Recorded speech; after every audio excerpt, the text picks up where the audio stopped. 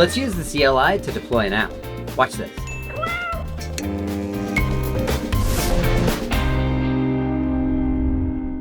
Hello and welcome back to Slack School. My name is Mike Reynolds. I'm your host. I'm part of the Slack team here at Salesforce. And today we're going to use the CLI to deploy an app into Slack.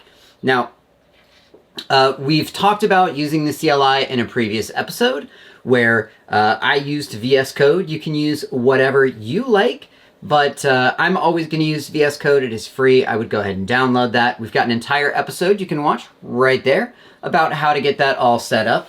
Today, what we're going to do is go ahead and take an app that I've already written all of the code for, and you can get that app and then install it. Are you going to let me work? Oh. Probably not. All right, let's get after it.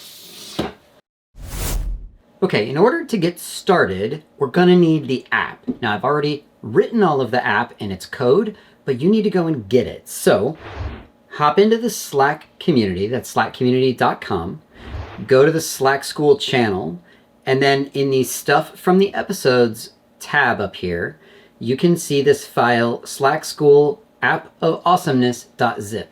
This is just a zipped file. Go ahead and download it, and then uncompress it or unzip it, depending on if you're a Mac or a PC. And then put that somewhere where you know where it is on your computer, because we're going to go open it. Now, I'm going to open my VS Code. VS Code is my IDE, that's Integrated Developer Environment of choice. VS Code is the one that I like to use. And so that's what I'm using. Use whatever you like. The process is going to be essentially the same. So what I'm going to do first is open that folder. So I've already downloaded it, and I mean, I wrote it. I don't have to download it. But I have it, and it's ready for me to open. So I'm going to go in my VS Code and do File, Open Folder. Not Open, you want Open Folder. And here in my documents, I have repos, which is where I put my file, Slack School App of Awesomeness, and I'm just going to choose to open it. Now, a bunch of things happen here. You might get a pop-up that says, do you trust this? And I've already clicked that. I'm going to close this because it doesn't matter. And you can see my terminal. We did this history restore thing. I'm just going to do that. We'll pretend it was never there. This welcome tab that showed up, I don't need. I'm going to go ahead and close it. If you didn't have a terminal window open, if your screen looks like this, at the top you can go to terminal and just click new terminal. And you'll have something like this. And if you just click up here, that goes away. So the app that was there that you downloaded, that's what all of these files are. And the same thing will be true if you open this in a browser and you start to look, it's the same things. So what the app contains is, you can't eat my computer, Nebula. You got to be cool. We say this all the time. Be cool. Be cool. Or learn to code. That would be helpful. You could do that too. This folder structure that we have over here, where I have assets and functions and then a few other files, that is exactly the same that you have over here. I have assets and functions, and I can see if I click on any of these, I can see the actual code. We're not going to talk about the code, and honestly, the code doesn't matter for what we're doing today, but you can see the code, and that's why this is an integrated developer environment, because it's going to blend together a lot of tools and make life kind of easy for me. So what we're going to do is we are going to look at the manifest really quickly. I can see that it's importing a couple of things. We don't really need to worry about that. But if you do remember the last time we talked about manifest files, you can see a couple of basic things. It's got a name, Slack School App of Awesomeness, a description, it references this standard icon, and it's got two functions. The two functions inside this app that you can deploy into your own Slack sandbox to test are schedule a message and look up user by email. Both of these are custom workflow steps. So when you build a workflow, you'll be able to choose either of these steps and then use them in your workflows.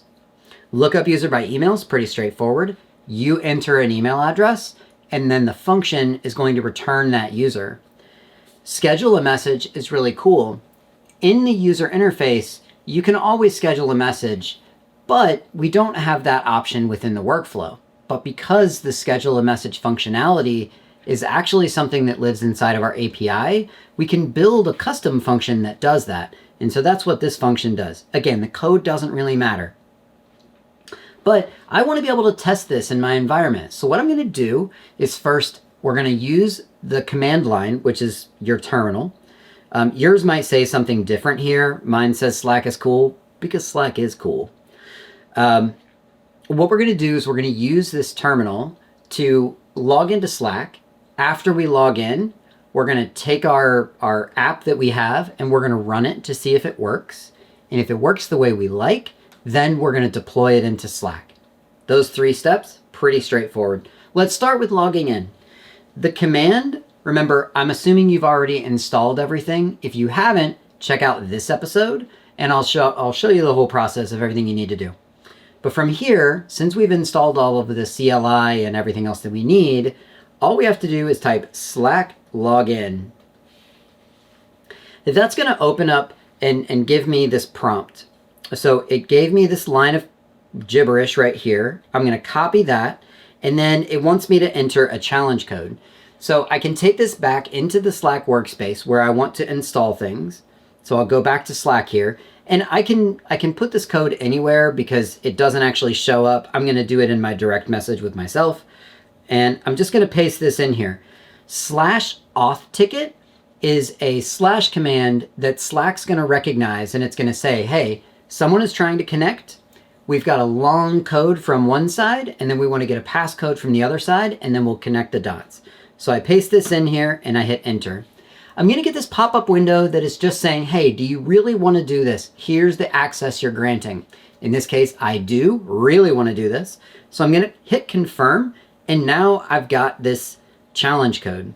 The challenge code is kind of the password that we're going to use. So I'm going to close that, and you can see no message was actually sent. I'll go back to my VS Code, and then right here, I'll paste that challenge code and then hit enter. It says I've successfully authenticated. That's great. So step 1, done. Now, if you didn't already have an app, the next step that you would typically do here is you would type Slack create. It's going to look just like that. Now, I'm not doing that because I already have an app, and you do too.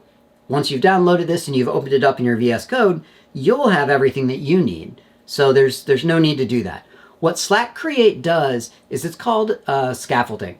It's going to set up all of the things that you need to have an app. So it's going to create the folder structures for you. It's going to do all of that work, so you don't have to do it. In this case, we can skip that. So the next thing that we want to do is run this to see if it works. Now, if I go back to my Slack and I just try to make a new workflow, I'm going to say this just starts from a click. It doesn't really matter yet. And I go to add some steps over here on the side. I can look, but there's going to be no app called Slack School App of Awesomeness, right? It doesn't exist here yet. So I'm going to go ahead and close this and go back to my VS Code. What I want to do is I want to run this to see if it really works. So I'm going to use this command slack run. Now it's going to say, where do you want to run this? And that is my app, or I could create a new app. Now I'm not in that March 26 test, so I'm going to go down to create a new app. You're going to want to do this too, because we haven't deployed our app yet, so it's not there. This is a different environment that I was doing some other work in. So you might see something like this, you might not. If you don't, you're going to get this option to create a new app. We'll choose that. And I'm navigating with my arrow keys just up and down here. And you can tell where I'm at because of the little floating blue cursor. So I'm going to do create a new app. And then it's going to say, where do I want to put it? In this case, I'm putting it in the community org. Yours is going to say your org's name. And I'm going to hit enter here. So now our app has been pushed, but in a very special way. I'm not going to get into the nuts and bolts of this too much, but when you do a Slack run, what we're doing is we're using WebSockets. Again, doesn't matter what it is, just know that I'm doing that. I'm using a WebSocket, and so this app is actually running on this computer. So Slack doesn't hold the app. Anytime I try to use the app, it's going to go from Slack to this computer.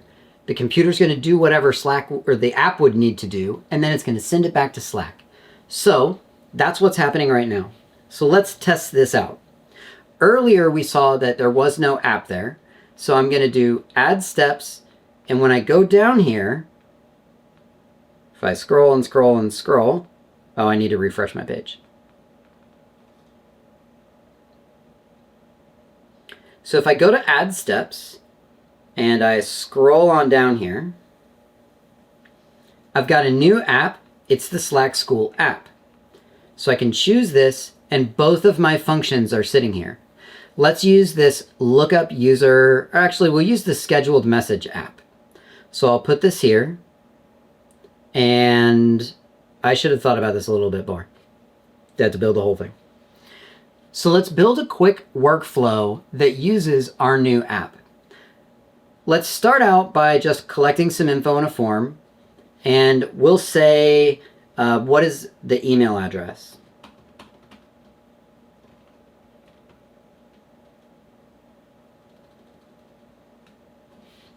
And we'll do a question, because this is look up a user by their email address. So we'll do that. We'll leave this as short answer. We'll make it required, and we'll say done. So it's just a form that says what's the email. The next thing we want to do is use our new function that we made. So within the Slack School app, I've got look up user by email. Here, I want to insert a variable. So I'll choose this variable option. And it's going to be the answer to what is the email. So we'll hit save. Then I'll add a step to send a message to a person. We'll say the person who uses the workflow. And then the answer is going to be what comes back from our app, which is the display name. And we also have the user ID. So we'll put both those in there.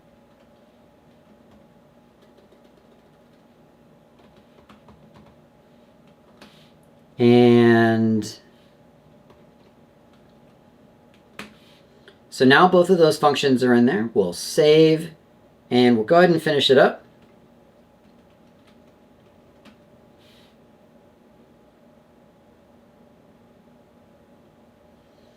And now I'm going to go back to my direct message with myself, and I'm going to use that slash command. So I'm going to do a slash, and I'm going to run this, and I'm going to put in my email address.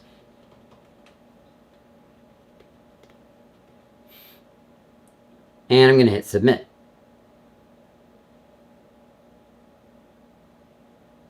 So now we can see that our app has sent a message, and it's identified my display name and found me as a user. So we know that our app is working. Let's take a look at VS Code and see what happened over there. So this is where things stopped before. They stopped right on this line where it said connected awaiting events. What happened, since my computer is literally the computer where this app is currently running, when I connected and I sent that over, it actually went to my computer and VS Code started logging everything that was happening. So I can actually see, if you were into that where you wanted to understand exactly how your app was working, when you use Slack Run, it's all happening locally on your machine, and so it's easy to monitor everything that's happening. Now in this case, we're done. I know that everything works. I don't need to do any further testing. I've already tested it. Now I want to deploy this app into my Slack workspace so that other people can use it and we can begin building workflows with this new functionality. So let's go ahead and do that. So we want to end that live monitoring when we did Slack Run that we set up. On a Mac, I can do that by doing Control-C. It just ends that, takes me back to a normal prompt. So now we want to do that deploy. The way we do that is by typing slack deploy. And now I just hit enter. It's going to go through the same type of thing. It's going to ask me questions. What exactly do I want to do with this deployment? And here, I want to deploy this as a new app. And it's going to ask what environment, because I could be logged into many. I'm going to choose this same community environment. And each time, again, arrow keys up and down, and then I'm just hitting the enter key. What it's going to do now is package up the app and then deploy it over. We can kind of make this bigger and you can see some of what's happening. So it's looking at the manifest, it's prepping the install, checking with the triggers, creating those triggers, packaging the entire app, and then deploying it. And then it gives you a couple little extra things. So now when I go use that app, it's not going to run locally on this computer anymore. It's actually all being run on Slack's platform. It's worth calling out. I'm able to have these functions run on the Slack platform instead of hosting them somewhere because they are normal Slack functions that Slack was already doing anyway. And I'm using the Deno or Deno, depending on how you want to say it, I'm using that as my runtime. So because it's that combination of things, I'm able to have Slack actually hold all of this code and execute the code. For a lot of the work that we do, that won't work. There are functions that you have to host things in other places to get them to run. And then Slack is going to treat it in the same way that we did my computer. My computer was able to run a lot of the code. Well, you're going to need a computer or a server to run the code for a lot of the things that you do. If they're really simple things, again, the way I would put it is Slack doing Slack stuff, I can use Slack to actually host it. But a lot of the things that we want to do, like go talk to that backend ERP and figure out who, what resource I should have do this particular task, well, that's got to run on some other platform. Maybe the ERP itself, maybe a server that you create. It's really up to you. Slack is incredibly flexible in that regard. You can pretty much get away with anything. Well, there you have it. Using the command line to build and deploy Slack apps is really easy. Our engineers have spent loads of time trying to make it as absolutely as approachable as possible. And I think it shows. I've used a lot of different command line tools and different CLIs, and the Slack command line is really user-friendly. Give it a shot and let me know what you thought. Again, I've got an app that's already built for you, and it's got 2 functions in it. So if you do want to explore the code, it's all open. You can play with it as you like.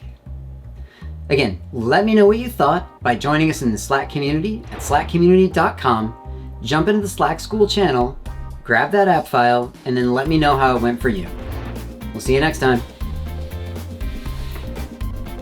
Oh, hey, seriously, good job today.